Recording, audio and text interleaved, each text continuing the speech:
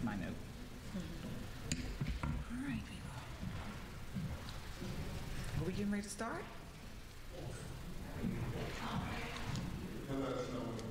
Okay. I don't think there's enough students for I questions. don't either. So that's why you just make sure you actually. Mr. Stevens, the questions go to just anybody in the audience? Is that okay? Okay. You ready, Tiffany? So the questions are going to go to admin.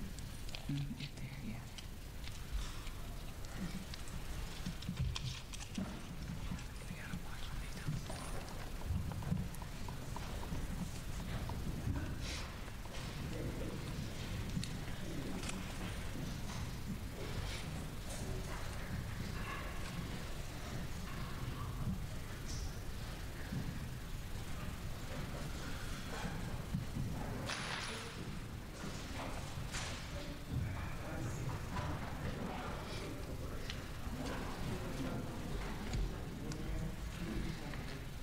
You'll be fine. Okay, we go. Good afternoon. Welcome and good afternoon. It is such a pleasure to see everyone here for this occasion. I am so excited to share the Black experience in navigating higher education through a virtual world with our students here at BSU. I am Dr. Kimetta Hairston and the lead editor and an author in the book. Good afternoon. My name is Tiffany Eller. I'm a graduate student in the Counseling Psychology Department, and I am a graduate assistant to Dr. Harrison. We first would like to recognize all of our BSU bold and wonderful students who are with us today. Each student will be receiving a copy of the book signed by all of the authors. We would also like to acknowledge the student organizations present today. Please stand when I call your organization. The College of Education, College of Professional Studies, Student Government Association, and the Entrepreneurship Academy. This event would not be taking place without the hard work and dedication of Mr. Steve Stevens and Ms. Annette Wedderburn. At this time, I would like to bring Mr. Stevens up for brief remarks.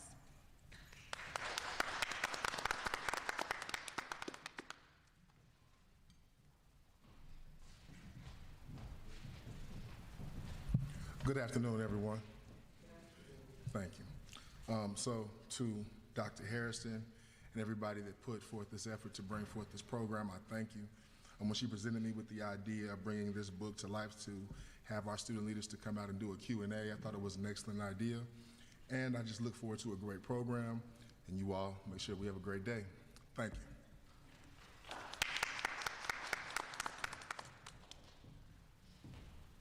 I would also like to thank Mr. Roy Jones from the library. He did a wonderful display of the book. Thank you so much. Appreciate it. We would also like to take this time to recognize the deans who are present today. If you are present, please stand. All right, thank you. I want to personally thank Dr. Lynn Long, Ms. Janetta Hardy, and our distinguished Provost, Carl Goodman, for purchasing the books that the students will be receiving today. I now welcome Provost Goodman to come up and give a welcome and remarks. Dr. Goodman?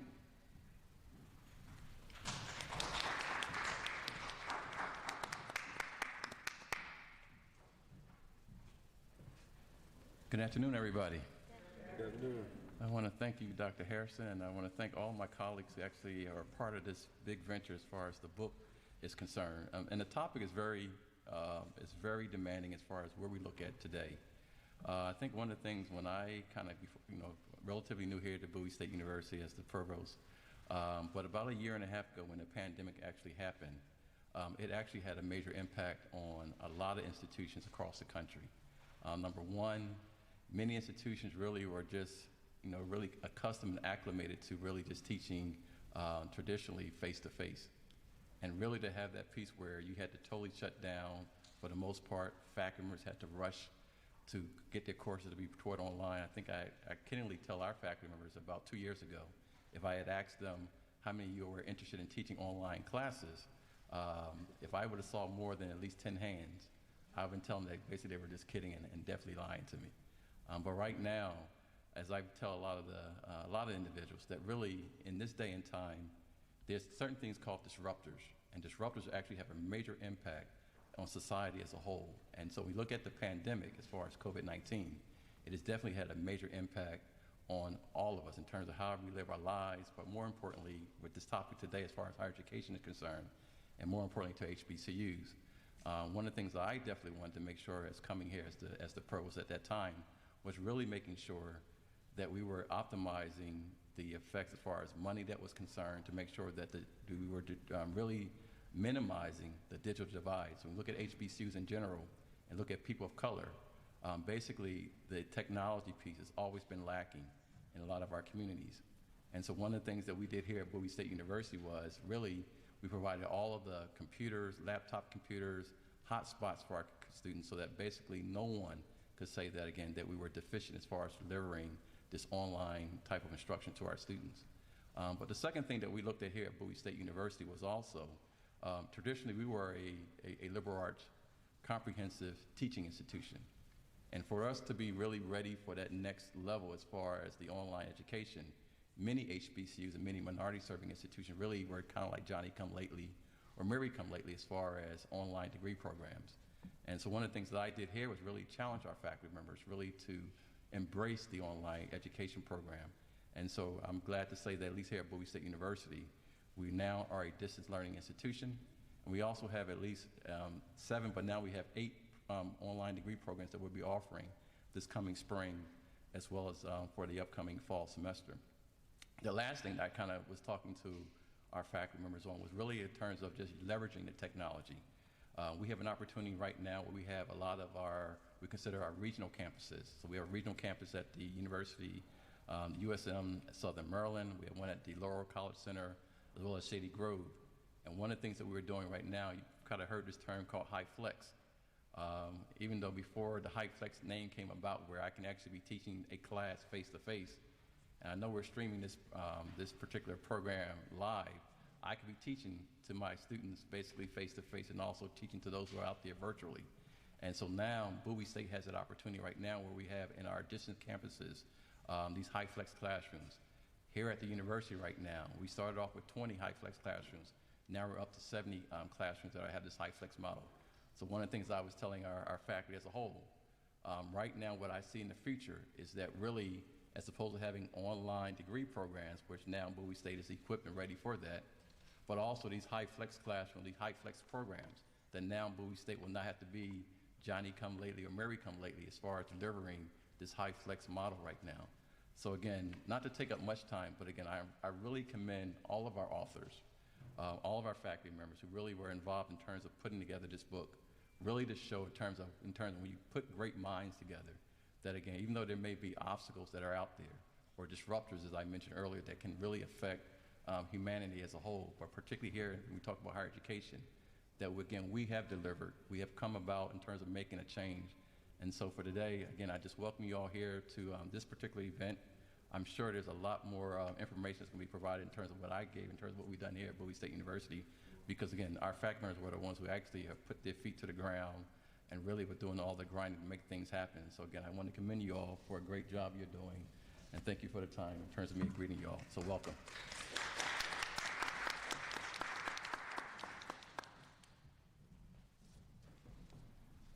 Thank you, Dr. Goodman.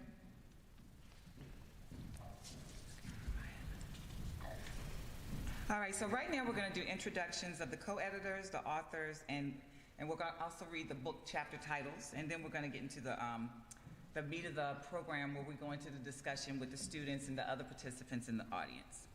So I do have 2 wonderful, beautiful co-editors, Dr. Wendy Edmonds, please stand if you want to, and Dr. Shanisha Clark, who will bring final remarks later. We will now introduce all the authors and their chapters. Please stand when your chapter is called. So the book is actually divided into 3 sections, and Tiffany's going to take the first section.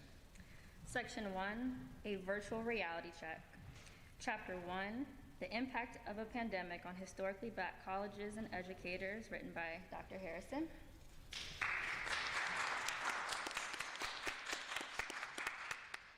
2, When Internships Go Virtual, Unpacking Experiences of Black Supervisors, written by Dr. Shanisha Clark of Salisbury University and Dr. Lynn Long of Bowie State University.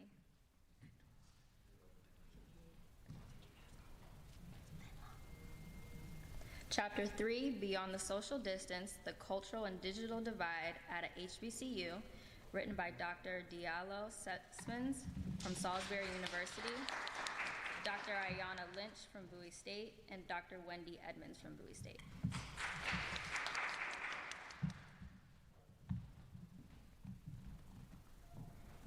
Section 2, When the Pandemic Exploded Disparities. We have Chapter 4, Black Scholars Discuss the Impact of Police Brutality on Black Men During a Pandemic, written by Dr. Sean T. Coleman, Dr. Julius Davis, and Mr. Clyde Dowdy, all from Bowie State University. Dr. Coleman is here. Chapter 5, Advancing the Demarginalization of African American Students, written by Dr. Amy Ruth Leslie, who's present today, Dr. Kim Barnett, Dr. Matasha Harris, and Dr. Charles Adams, who's present today, all from Bowie State University. Chapter 6, The Social Impact of Sports, Black Like Me, written by Dr. Joseph C. Spears from North Greenville University in South Carolina, and Dr. Sean T. Coleman, again, him writing a lot of people from Bowie State. Section 3, Mental State of a Virtual World. Chapter 7, Followership and the Black Experience in a Pandemic, written by Dr. Wendy Edmonds and Dr. Yvonne Crawford, both from Bowie State. Chapter 8, Pandemics, the Politics and Disparities and Social Justice in a Virtual World, written by Dr. Carol Moy of Howard University. Chapter 9, How to Nurture Virtually, the Challenging of Replicating the HBCU Experience Online, written by Dr. Shinzera Shamade of Bowie State University and Dr. Charles Adams of Bowie State. Chapter 10, I'm very excited and extremely excited to introduce the next author. She's a BSU graduate student and standing right next to me. Transitioning during a pandemic to maintain mental health, Ms. Tiffany Ella, Bowie State University.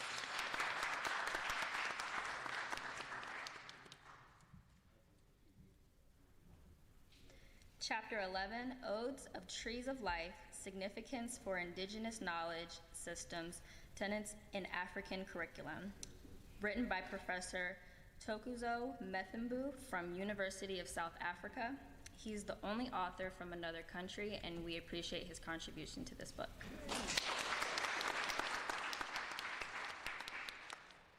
Chapter 12, The Development of an Entrepreneurship Mindset at an HBCU During the Pandemic, written by Dr. Dio Odele from Bowie State University and Mrs. Janetta Harding from Bowie State University. And they're both here today.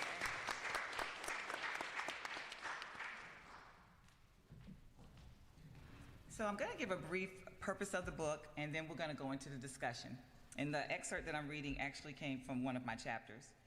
Experience is knowledge or skill in a particular job or activity that you have gained because you have done that job or activity for a long time.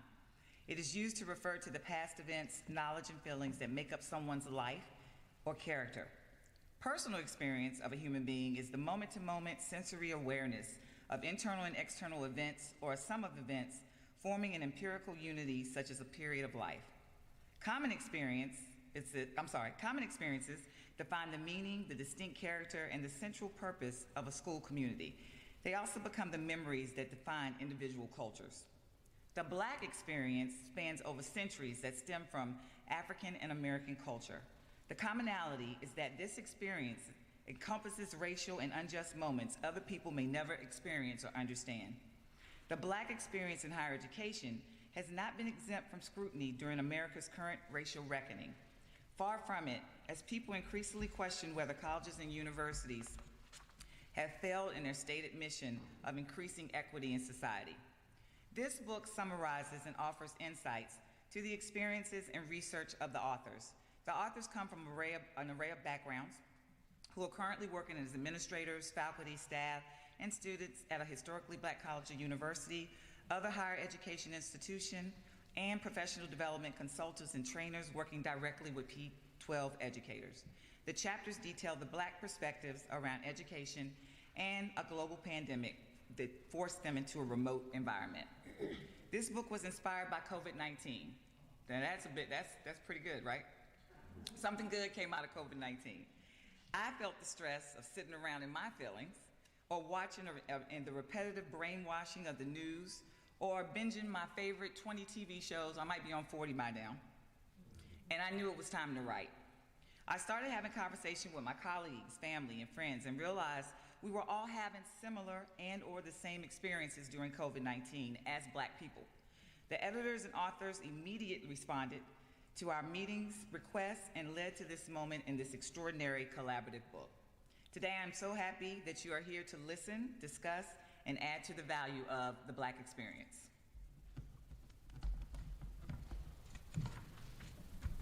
Tiffany. Okay, so now we will enter the question and answer portion of the panel. Each student has been given a question upon arriving with a specific question about the book or a specific chapter.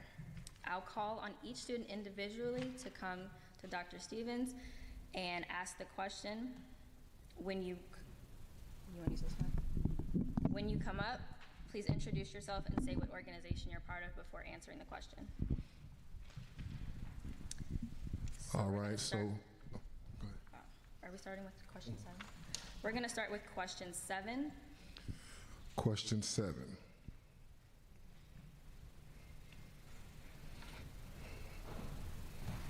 Come to you. So you give us your name and your classification, and then you can ask the question. My name is Sarah Adu. I'm from the Entrepreneurship Academy, and I'm a freshman. And my question is to Dr. Edmonds and Dr. Crawford. Describe how the followership dynamic supported teaching and learning during the pandemic. Thank you. Sure, thank you for the question. So followership has multiple definitions, so I want to explain it in the context that we wrote about in our chapter. And followership is defined as a subordinate role where the person has the capacity to influence the leader and contribute to the achievements of the organization. So in our classroom, the students are the followers, the leaders are the professors and administration. And what we experienced is that those roles developed organically, but were very definitive in a way that we were not used to seeing. And so that was the impact of the pandemic. I'm going to ask Dr. Crawford, please, if she will expand on that. So as a former principal and now faculty member at Bowie State University, I'm going to unique perspective because I'm focused on the students and the content and how we present it. Prior to the pandemic, we all had a traditional way of teaching our classes, focused on the content, and of course, engaging our students. When the pandemic occurred, we had to look at things from a different perspective. It changed the whole dynamic of what happens in a classroom.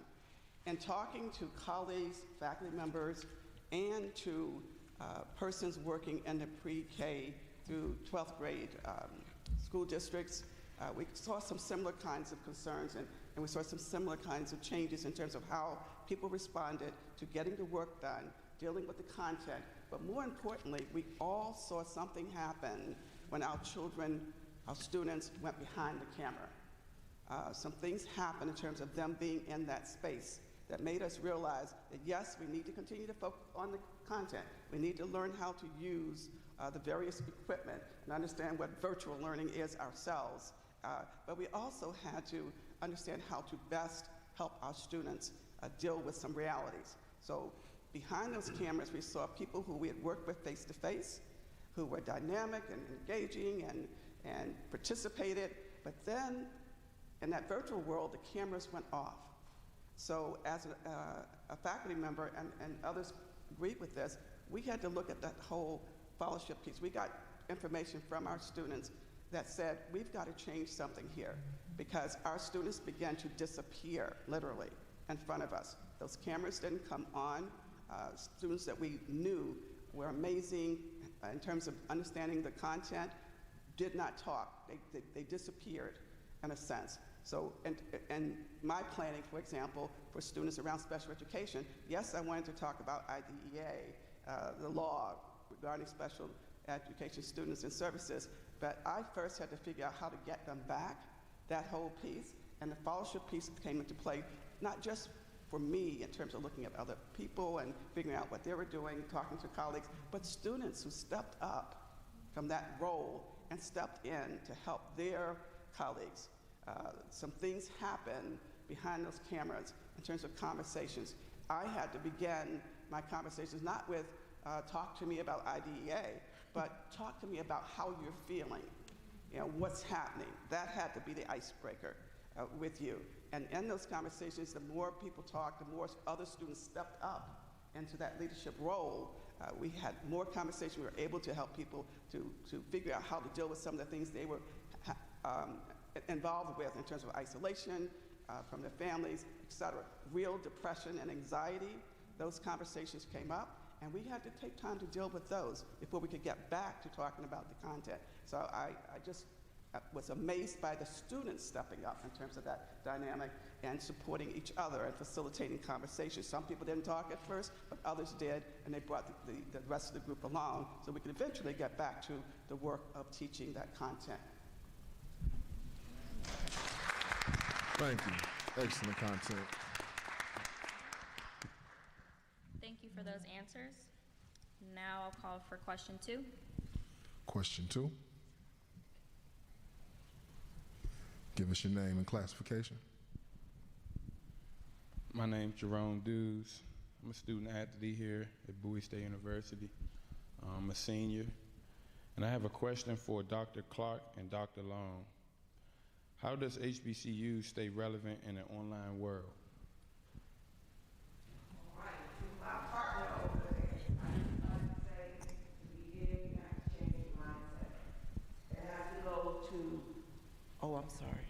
It has to go to 4 things that I contribute to how we work through our chapter together and to work through how our different school districts work together and how the different universities work together. And that was using what I call PIES, which is the physical. We had to change some physical things. We had to get out and walk. We had to get out and do some exercise. We had to take care of our bodies. We also had to use intelligence, the I for intelligence. We had to dig deep instead of sitting around and feeling sorry for ourselves. We had to use our intellectual stimulation. We also had to deal with each other's emotions and how we could do that for each other, for our students, our supervisors, the mentor teachers that we work with, and also for ourselves as leaders, as chairs, as lead teachers. And then the last one is spiritual. This is the biggest thing that supported us, I think, Shanisha, through all of what we went through with our students, was being able to connect with our students, with each other spiritually. So whenever we get in doubt, think of PIES, because that will keep us all together and keep us grounded. No matter what hits us, the world is full of opportunities. And when we use PIES, we'll be able to do that. Thank you.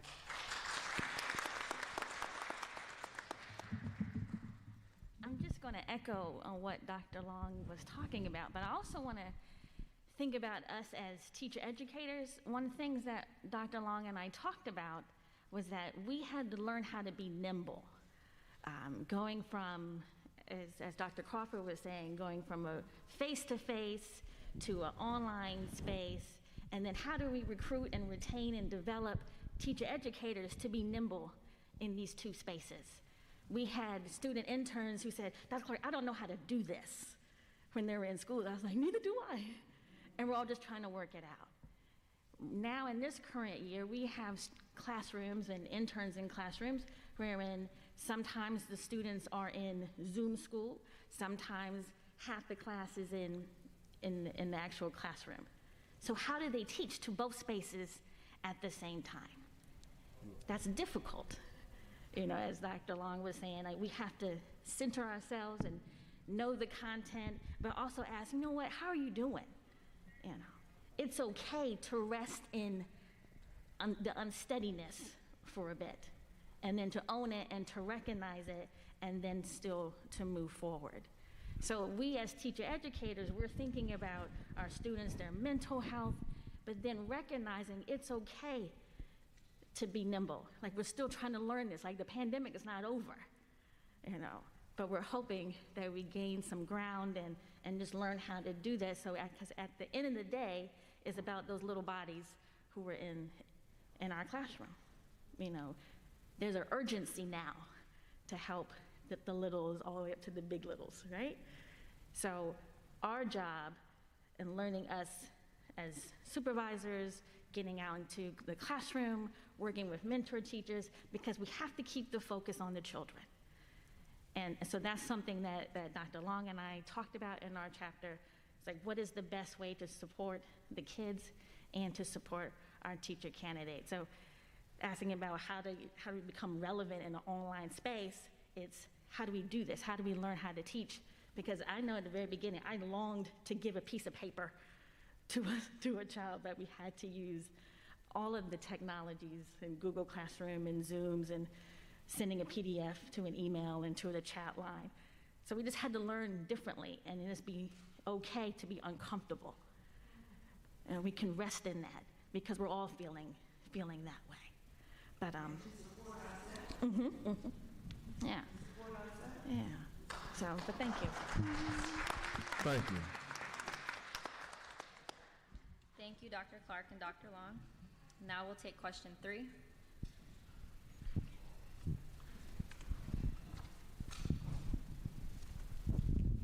Hello, my name is Jada Lindsay. I'm the second vice president of the Zeta Delta chapter of Delta Sigma Theta Sorority Incorporated. My question is for Dr. Moye, and the question is, in your chapter, you discuss this country being in 3 pandemics. Can you explain what you mean by that and how these 3 pandemics intersect with one another? Thank you.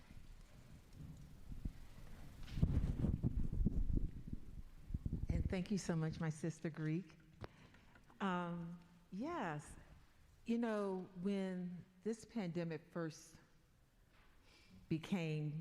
when we first realized what it was, that it was a pandemic, prior to us shutting down, I was in New York and New Jersey, the hotbeds, right? The hot spots of the pandemic.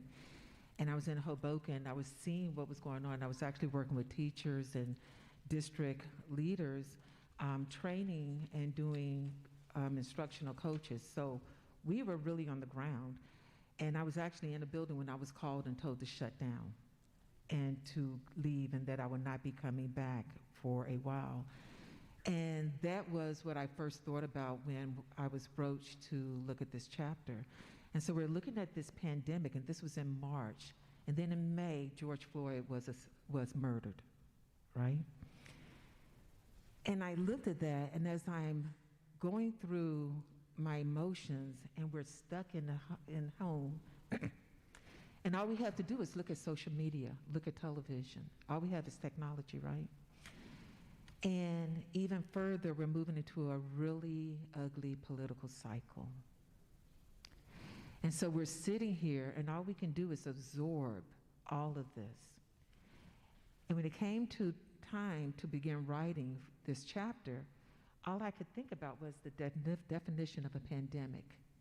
It's a disease that extends globally.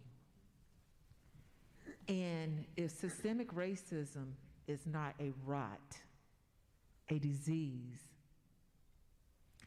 if the political structure that we are now under, which has totally divided our country in such a way that it perpetuates sickness, illness, and death because for a political reason, we decide not to vaccinate. But not only do we decide not to vaccinate, we decide to push people apart along a divide that is truly binary, black and white, okay? And so I looked at all of these and I was like, these are all pandemics. We have an intersection of 3 pandemics from a medical state, a social justice state, and I say yet another social justice state because we're always in some form of social justice crisis, and from a political perspective. And they were all interconnected, they were all intersecting because everyone had an impact on the other in some way, shape, or form. And so as I started going through that chapter, and I was like, it was overwhelming. It really was, particularly when we think from an educational perspective. And so as so many of you have already spoken of, what happens when you're in the school building and you have to shut down and you have to kick into a digital world with the infrastructure that we're not prepared for. And it's really interesting to me because so many times we talk about you guys, right? And we say, oh, you guys would be fine because you grew up in a technological world. You're also technologically savvy. But when we really look at that, what did that come about as? Well, we had a lot of kids who were technologically savvy on their phones. They could download apps, they could watch TikTok, Instagram, they could get on Facebook, etc. But when it came to using technology to integrate ideas and thought and research and processes into their instruction, our teachers had a very difficult time with that. Our students had a very difficult time with that, and that's just the concept. That's not even looking at, again, the infrastructure, the resources. And even looking at that, though, and I initially started to title this The Curses and Blessings, because this pandemic, all of these pandemics have been curses, and yet the blessings that have come from them, particularly when we think about an educational perspective from a Black institution of higher learning, we know that we focus on urban populations, which, by the way, is just a lot of people in a geographical spot, but we know it has become Black and brown people who are mostly converged together in an inner city or some type of area. But having said that, when we think about the impact, one of the things we really have to think about when we look at all 3 of these intersectionalities is how are they impacting the people that we are preparing to go into this world of education, particularly through teacher preparation programs. There's so much more to get into, but I think it's so important that one of the blessings we now see how we are truly uncovering so much about the history of systemic racism within this country, how it has impacted us in the educational system, how it has impacted us in regards to disparities, health disparities, because research has shown that if you're Black in this country, that puts a 20-year deficit to your life. What does that mean? Stress of being Black can reduce your lifespan. And when you think about the children who are coming into these classrooms, who have experienced all of this, think of yourselves. And think of the ones those who are planning to be teachers and educators, you're dealing with the children, you're dealing with the fallout because they're watching all of this. And think of how it's impacting us. How is it impacting them? So having said that, how do we use, oh, I'm done. Having said that, thank you. Read the chapter. Thank you, Dr. Moyer. Thank you. Now we will take question 1.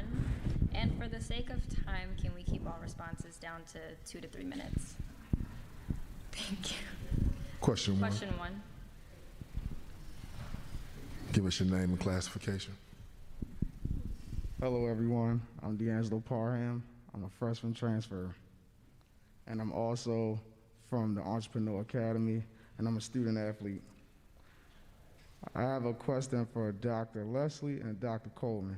Why is it important for you to write about the Black experience during COVID? Thank you.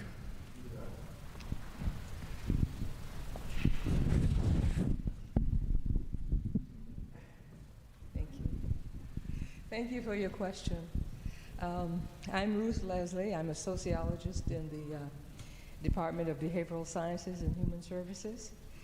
And your question is, why did I think it was important, or we, because there were several of us, think it was important to write about the Black experience during COVID? Well, I guess I would have to look back to various experiences of Black people, the Black experience in education, in order to really get to COVID. So in this chapter that we wrote, we really saw the relationship between education and what happens to us as a people. If you go back to the contraband camps during the Civil War, you'll find that one of the most important things to Black people then was to get an education. Several other things, but that was number one on their list. And so, since we started writing this chapter having to do with advancing the demarginalization of Black people, of Black students, of course, marginalization has to do with a people or a person or an individual being treated as unimportant, as peripheral. And that experience has followed Black people since our being here in the U.S.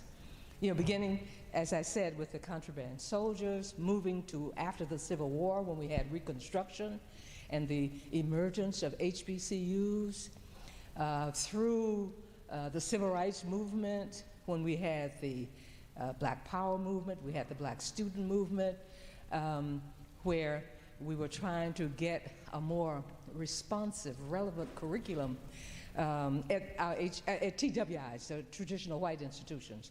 Even during those periods, up through today, up through COVID, we have been marginalized, especially our Black people, period, and certainly our students. So I felt that looking at our demarginalization, two things. One, I wanted to first talk about how we have been attempting to demarginalize our experiences, what has happened to us as a people over time. So therefore, we had to go back into history, hoping that historical analyses would tell us something about where we might go from here, meaning with COVID. You see, COVID, as someone else said, is just one type of impediment. We've had impediments since, the contraband soldiers fighting for education. So I saw COVID as historical analysis was important because it could tell us not only where we had been, but maybe where we were going, especially going during a time of COVID. And so I feel that the Black experience during COVID opened up new problems, opened up new ways in which we've been marginalized. This marginalization had to do with, a lot of it had to do with financial factors. Our students are not wealthy. They may come from a family where there's several people in school, so do you have enough computers? Do you have space for them? Do you have other impediments while learning in virtual learning that impedes your education even more so? And then there was the problem of looking at race, what we call intersectionality, looking at race, class, gender, and even mental health problems that our students suffered from, and even more so during COVID. So we had all of those things. But eventually, or I should say not eventually, but finally, I think one of the reasons I wanted to look at COVID and the Black experience was not just because of COVID, but I felt with this historical analysis of where we had been in the past on up to today, may give us insights into where we should go even with COVID. And so we had certain conclusions, about what direction we should go in. And these directions had only tangentially to do with COVID, but it includes COVID.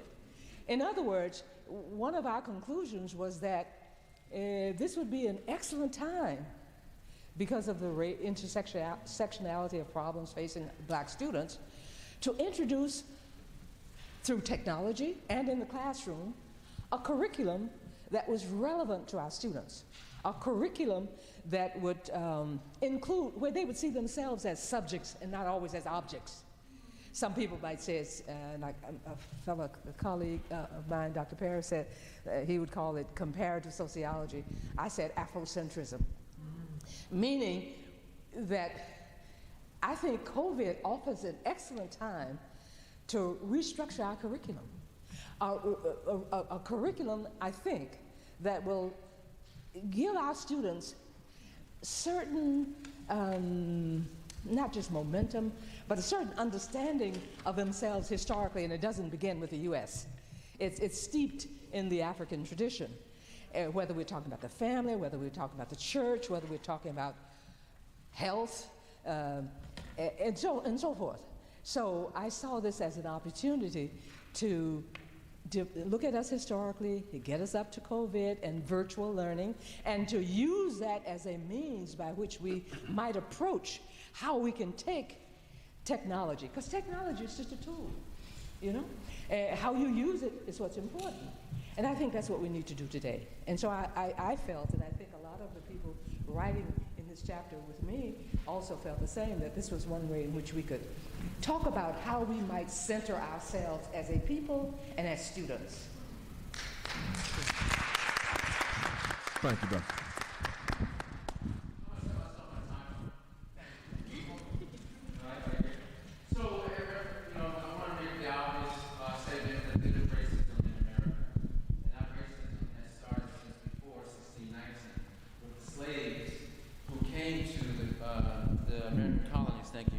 Came to the American colonies as slaves, not indentured servants, right? And we can go into a whole history lesson there, but I'm not the historian in the room.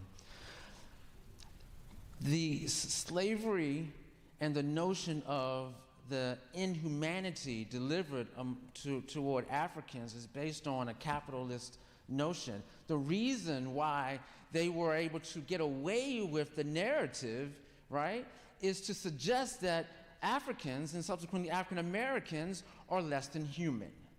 That narrative persisted past slavery and even one-upped itself through eugenics, right? Suggesting that the African American was still less than human or otherwise on the lowest rung of humanity, right? And then there's been that fight along the way. That eugenics was also met with what I would consider the other devil, right? Social deprivation. But anyway, there is always a narrative around the African American experience being less than, deficient, right? And so then the pandemic came, or the COVID-19 pandemic came, and nothing's changed except it exasperated the African American experience. Well, through the history that I just laid out just very briefly, through that history, the African American was not set up for financial success like the mainstream American was. That African American, myself included, was not set up for mental health wellness like mainstream American. Education, policing, security, safety, right? I can go on and on and on. Every single institution in the States posed the African American as at a deficit, but the narrative was blaming the victim. It's the African American's fault. And so we write about COVID-19 and the pandemic related to the African American experience to do three things, right? Remove, replace, return. Remove, replace, return. Remove the existing narrative that African Americans are not human or less than human or on the lowest rung of humanity, because we are not. So remove it, but not just remove it and leave it empty. Replace it with a narrative, with our own narrative, with a narrative from the perspective of the African American experience. And return would be make it the normal, make it the usual. It's not a one-off. I'm not just talking. This is how you will treat us. And that is the normality. And so that's why we write about the African American experience, in particular about COVID-19 and the pandemic. And 3 minutes, 17 seconds. Thank you, good brother. Thank you. Thank you, Dr. Leslie and Dr. Coleman. Now we will go to question 4.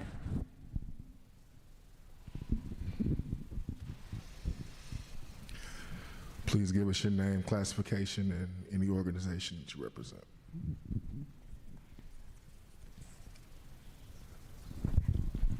Hello, everybody. My name is Adaly Ramirez. I'm a senior nursing student and president of the associate chapter of Sigma Lambda Gamma. My question goes to Dr. Sessoms and Dr. Adams. When you think about 2020 and COVID, what disparities impacted you as a professional the most and why, such as the digital divide and racism? Let's say there's 3 things that come to mind, and the first one was mentioned earlier about students disappearing, because you felt helpless and not being able to reach out and touch students. You could send them an email, that was about it, but if they didn't respond or if they didn't open their email, there was no way to really know, were they safe, were they okay, did something happen in their family? So that was one thing. The other thing, which has also been mentioned, is about the environment. During that semester, when we did advising, I asked one of my advisees how she was doing, and she said, she was relatively okay, but she said, I don't have something as simple as a place to quietly do my work. And she was a top-notch student, A student, and she just found it tough to continue doing that because I think she had a few brothers and sisters that were younger than her. And it was just simple stuff, them running through the room, stuff like that, and she didn't have time to concentrate. And then the third thing I thought about is just the loss of the experience that students faced, because I thought about my time undergrad at UVA. If I had to go home in the early 90s, first of all, I don't think I could drive to a McDonald's and get internet, or go to Barnes & Noble and sit in the parking lot and get internet. And even if you do, what is that like sitting in a car trying to do work? I mean, you do what you need to do, but it still made me think about the students losing that experience with their new friends, their new experience, working on their goals, working to be who they were trying to become. And then finally, not being able to mentor students in the way that you normally do, because pre-COVID, office doors open, student strolls in, and you just start talking, and you can give students advice, and you can talk to them, give them services, say, talk to this person, talk to that person, go to this office. All of that disappeared, and it just made me think about how tough it must have been for students to really exist and still be students. And so that's how I was impacted professionally. Thank you. I really appreciate this opportunity and that Dr. Hairston and her colleagues presenting us in writing this chapter. And I really owe a big thank you to our retention coordinator in college professional studies, Ms. Shamade. She's actually the lead author on this book, on this chapter, I'm sorry. And what we discovered, she decided to do a survey to gain students' perception of that transition period that we went through during, I think in March of 2020 and when COVID hit. And so we were able to collect some really good data. And the overriding theme of that chapter kind of emerged. How do you nurture online? How do you, at HBCU, how do you provide what HBCUs are known for? How do you provide that environment for our students online? And so I think as an HBCU, we're challenged by one thing, and that is, it's easy to offer a class online. I think for years, Bowie State University, for the most part, we offer classes online. But we need to be able to teach online. So during that transition period, what we found, we offer classes online. And we have to become better at teaching online. Our students stepped back. Someone say our students disappeared. We could not reach through that computer screen and engage them. We could not pull them in to our world. We could not mentally stimulate them. And so students, yes, they shut down. And we decided, well, if we're offering a class online, we mistake offering and teaching, we're gonna load them with work because they're home. And so we're gonna pile work on them. forgetting that they have 4 classes. And so students, what we discovered through our survey, it was busy work. Where was that compassion that we see in the classroom? Where was that connectivity that my professor had with me when I was in the classroom? It was gone. Yeah, we were online, but we missed the target. Now, we're doing a better job going forward. We're getting our training. We're understanding that we have to teach. We have to find a way to get through that computer screen, make that connection. There's a whole pedagogy around teaching online. And so I challenge my colleagues, because the results are clear. These students spoke. Professors, we were absent. We loaded them with work. We thought we were doing a good job. They were nowhere to be found on the screen. We debated with them. We said, we'll take off 5 points if I don't see you. If you don't camera up, we're going to take off points. That was just a symptom of a greater problem, our lack of connectivity. And we should have stopped and paused and say, wait, why are our students not connecting with us? We should have did a self-assessment. I think many of us are, moving forward. As Bowie State University begin to teach online, expand our teaching portfolio online, let's not forget about the student. Let's not forget what makes the HBCU an HBCU. Let's find that connectivity. Let's understand how to reach across that divide. Let's be intentional about teaching online. Let us bring that same passion, that same level of understanding that we have in the classroom to that online environment. It can be done. So let's do that. Let's make sure we make that connection. Let's teach online, not offering a course online. That is what the research showed. Thank you, Ms. Chaminade, for having that survey, because that is what informs me moving forward. I clearly understand I have to do better. So I'm not talking about my other colleagues, I'm talking about Charles Adams. I have to do better. I have to teach and challenge myself every single day when I turn that computer on. If I have a class, I'm very mindful now. I have to give them a reason to cam up. It can't be about them. It has to be about me, and am I intentional of bringing them in and engaging them? So that's our challenge. Let's go, let's take it, and let's move forward. So thank you. Thank you, Dr. Adams. Thank you for those responses. Now we will move to question 5.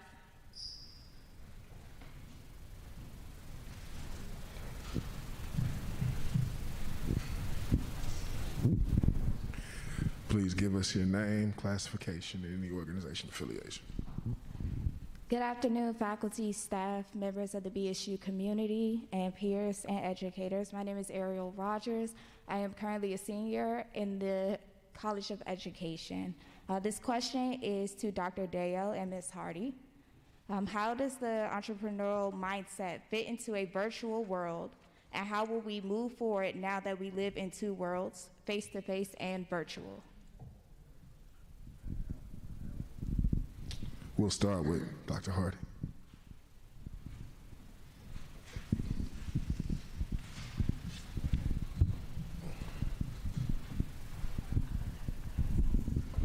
Dr. Dye will take the lead. Thank you. With what's happening right now, if we really step back and look at it, a lot of what's happening, it's going virtual. We're not going to go back to that face-to-face. We're going to try, but reality, it's not going to happen, right? Entrepreneurial mindset, if we step back, most time people say, what's entrepreneurial mindset? It's like, oh, are you trying to make me become an entrepreneur? No. It's a way of thinking, way of life. I think the first, I think Dr. Long mentioned that the mindset has to change. Entrepreneurial mindset is think like you're ready to take advantage of every situation you have. You know, always think like, okay, there's an opportunity for me. Can I leverage this opportunity? You know, don't think like, oh, I can't do this. The virtual environment, I said, is so much like now you can reach thousands of people. I mean, think about it right now. I have a lot of students that they are online, 25,000, 30,000 followers. That's because of virtual environment. They didn't know they had the skill sets in them till COVID happened. So that's probably another blessing of COVID, is understanding that let's leverage this virtual world. It's global. If you want to have a pop-up shop, you have one somewhere around, but now you can have it online. So what entrepreneur mindset does is it kind of lets you think like, I can reach the world. Think locally, act globally. That used to be the saying. Right now is like, think globally. So that's what entrepreneur mindset has done, is it's changed the way you think. We're not saying you want to become an entrepreneur. What we're saying is think like one. Take advantage of the opportunities around you. Use networking. You could join so many social platforms, network with so many people. This you couldn't do before. That's what you want to start thinking now, as students, as everybody. Now, what is the relationship, or what's going to be the future down the road? Face-to-face is not going to go anywhere, but virtual is the new reality. That's kind of our new norm right now.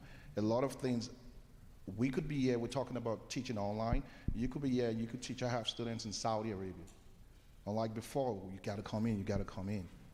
So it's a new shift. We just have to keep pushing that mindset that teach or think entrepreneurial. Don't think like, oh, we're trying to make you sell something. No.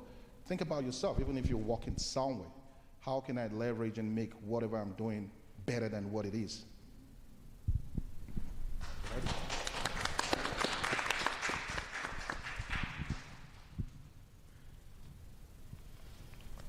Whew. That's a lot. First of all, thank you, Dr. Hairston, and the rest of the authors. This was so exciting to participate in this as an author. This is my first time, and I'm excited to be a part of this great adventure. Any opportunity to work with you lovely people, you know that. And you know how important entrepreneurship, how passionate I am about entrepreneurship, and the fact that it can be learned. And I was even more excited to work with this man here, Dr. Dio. He's exciting, he's very passionate about entrepreneurship as well, and he gets it. He understands the mindset. We both have been trained in the mindset through the Entrepreneurship Learning Initiative, and in this chapter we talk about using those 8 core concepts to actually teach our students and our faculty how to change their behavior, because that is what COVID has done. It has created a new environment for us that is now virtual, and now we have to adapt to that. And so, as you all know, our president, entrepreneurship is important to her. So we've had to pivot, and we've had to go online, and we've had to learn how to do that. And so through the Entrepreneurship Academy and through our programming, we had to take everything online. We had to shift. And were we successful? Yes, no. Did we learn a lot? Heck yeah, we all learned a lot. We learned how to adapt. But these core principles, these core concepts that we've now incorporated into the academy, we had 36 faculty over the summer who were trained in this mindset. They're now incorporating that into what they do. But throughout 2020, we've learned that mindset was effective. We're now in freshman seminar. Our students are matriculating now. They're understanding that the mindset can be used, again, not just to launch a business, but also to create opportunities. We're teaching our students how they can be of value to other humans and how they can empower themselves by doing so.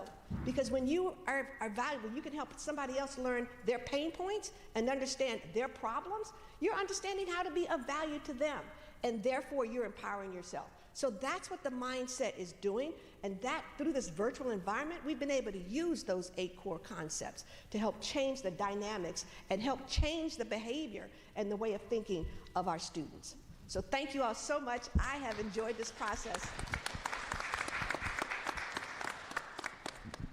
Thank you, Dr. Hardy and Dr. Dio. The work that you all do with the Academy is definitely innovative. Thank you for those responses. Now we will move to question 6, and for the sake of time, I'm just going to let Ms. Shamade answer the question.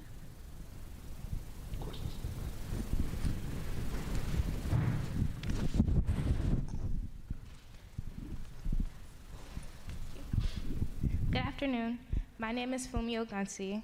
I am a junior representing the Community Service Board here at Bowie State University. My question is to Ms. Shomad. As a graduate student, what was your experience writing in this book, and can you share some strategies or advice for undergraduate students and working alongside professional researchers and educational doctors.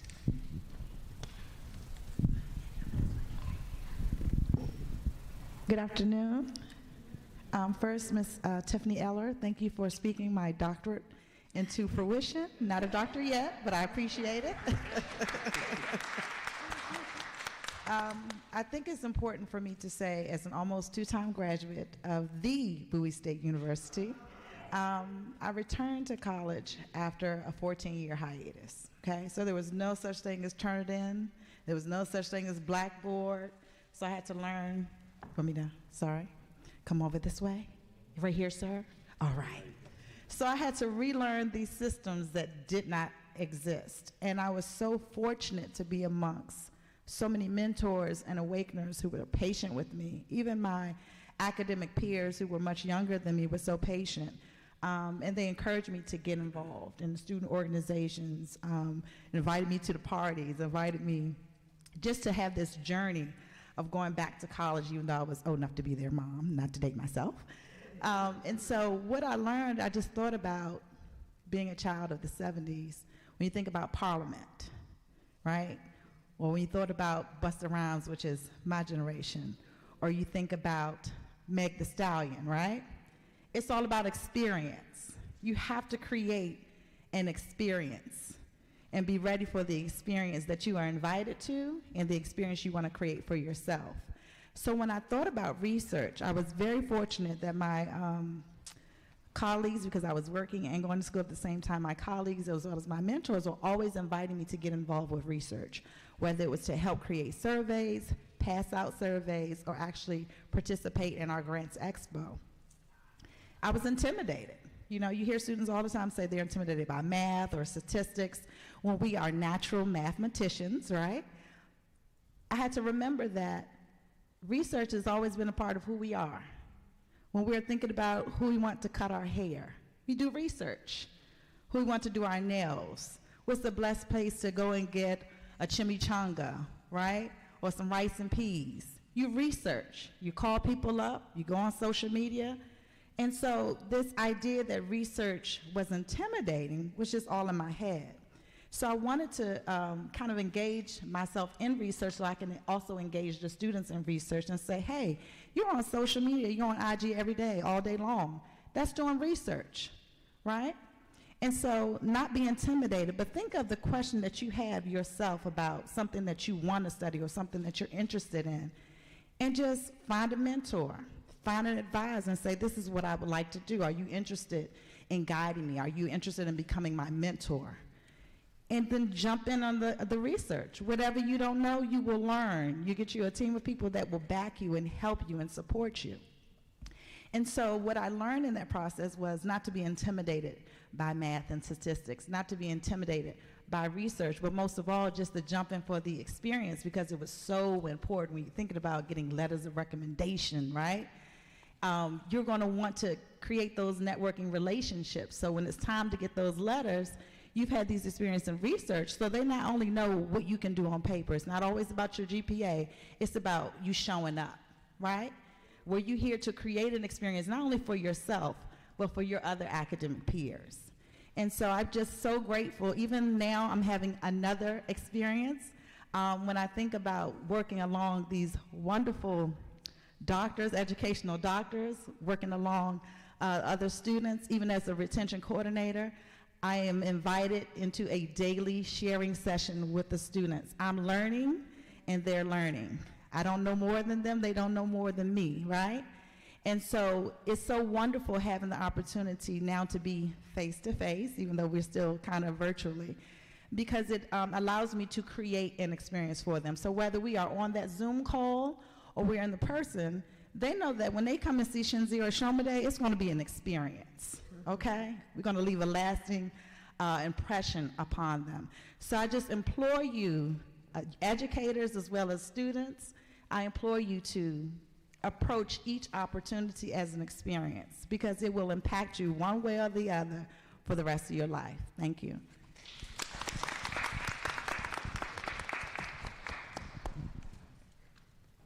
Thank you for that response. For the sake of time, we're going to skip question 8.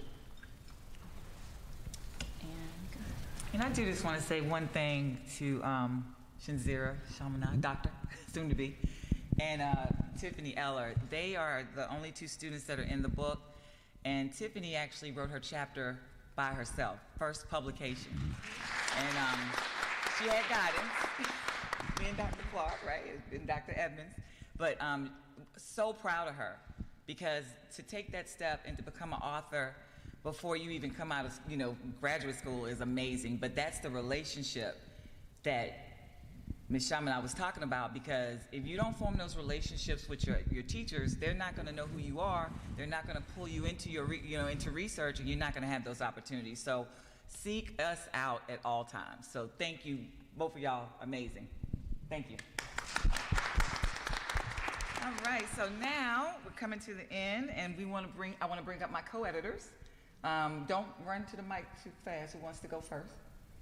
We'll start with Dr. Clark or Dr. Edmonds. Who wants to go? They're going to give final remarks. Thank you.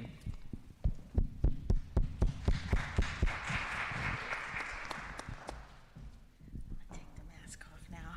Hi, everybody. Thank you so much for being here. You could have been anywhere, and I appreciate you taking the time out, but I just want to thank Dr. Hairston for inviting me on this project. She said, Shanisha, do you want to be co-editor? I was like, all right.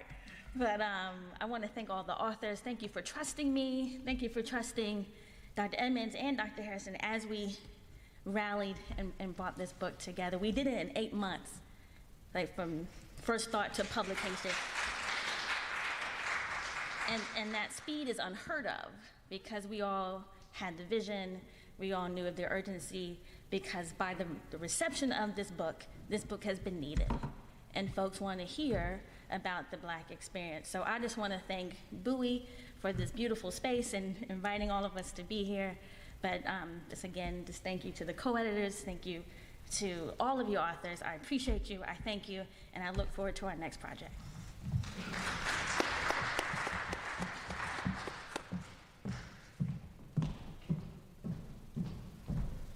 Okay, I want to thank everybody. I want to personally thank the co-editors, Dr. Hairston, Dr. Clark, and all of our authors who are here. There are some who weren't able to make it, but what I want you all to know is that this was a project that was well needed at the time. I can even tell from today, with everyone sharing, that we probably need to do this some more, because there's a lot to say that's beyond the words in that book, and the passion that we all show, which is really great. And I also want to talk to our future, our students who are out there, that, yes, we are in a pandemic, and that is true, but as you mature and you grow, you are going to face challenges that will mimic everything about what you have experienced in the last 18 months, right? It's been marked with fear, uncertainty, heartbreak, but be encouraged to be strong and be resilient. Thank you.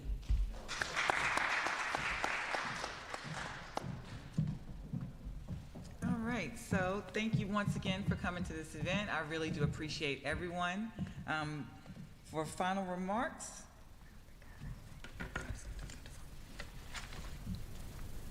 we're going to have some food. And also, please, students, come and get your copy of the book. There is your copy to keep. They've been autographed by all the authors, and you can keep it and take it, and as we're eating, you can talk to the authors face-to-face about their chapters.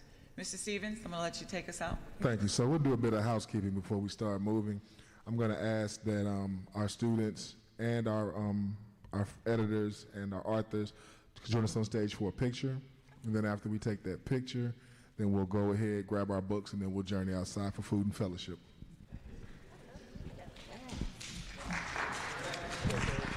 Thank you.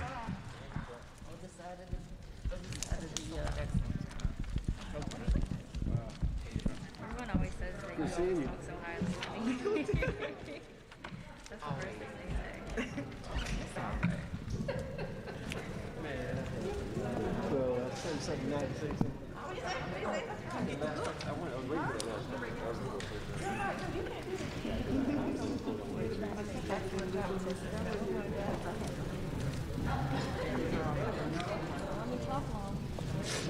Hello, hello, how are you?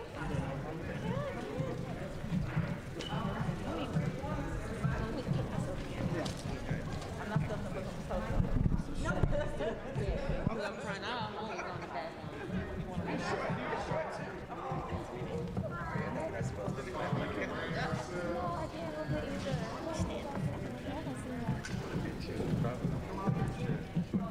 Oh! She got on her heels.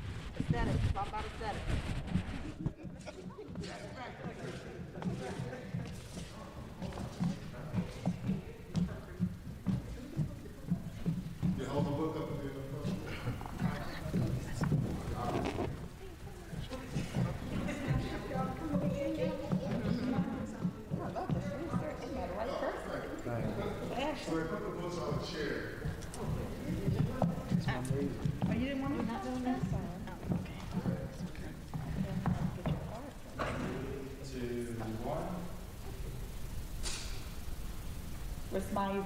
That's right. Thank you. Thank you. Thank you, everybody. You got all of us in it.